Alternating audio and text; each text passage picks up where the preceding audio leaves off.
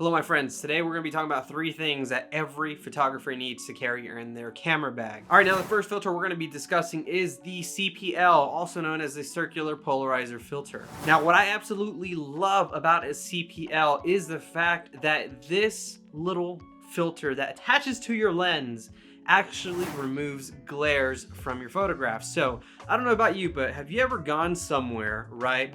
And it has like a nice body of water, whether it's like a river, a lake, or the ocean. And as the sun is hitting down on that really roughly, I guess that's a good word for it, right? As it's hitting it really intensely, your photograph is gonna have a lot of highlighted areas and it's just gonna look horrible. Well, what the CPL does is, like I said, it removes glares. So as you adjust your CPL, you'll actually be able to see through the water. Another added benefit to a CPL is the fact that it actually adds saturation to your photographs, especially like in your greens and in your blues. So here's actually like a raw photograph that I took with the CPL, no edits done whatsoever, shooting in raw, and I shoot in a natural mode. Okay, now the next filter that you need to know about is going to be an ND filter, which you've probably heard a million times, or maybe it's the first time, but everyone refers to it as wearing, sunglasses, but for your camera lens. And basically those sunglasses is allowing less light to come into your lens, which is going to allow you to actually hit slower shutter speeds. And when you're working with a slow shutter speed, then that means that you could take a long exposure shot with like a waterfall. So here's an example, check this out. And because of the long exposure, it gave it that nice, silky, smooth look. So ND filters are pretty awesome. So the next thing on the list is going to be a LUME cube. Okay, so what the heck is a LUME cube? Okay, so the LUME cube is actually a very small, portable device that's actually a light.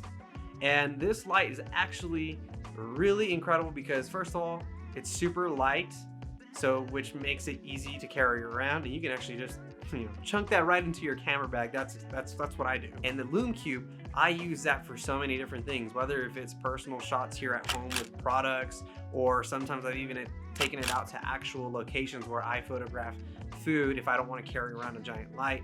I know it seems kind of crazy, but the LUME cube actually doesn't do too bad. Like, it's really an incredible tool to have in your tool belt. And also with that, it's very, very durable. I'm pretty sure I can't break this thing unless I'm intentionally trying to break it with all means necessary. Like, I'd probably have to grab a hammer and try to smash it as hard as I can.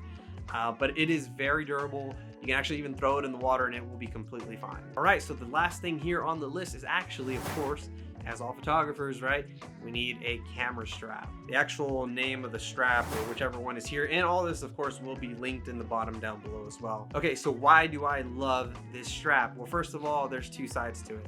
One of the sides of this strap here actually has this very nice material that is actually very silky and smooth. Now, when you flip it over, there's actually a side that has a lot of grip. That's personally my favorite, just because I don't like my camera strap to kind of move around a lot. Now, of course, probably the best thing about this camera strap is how easily adjustable it is.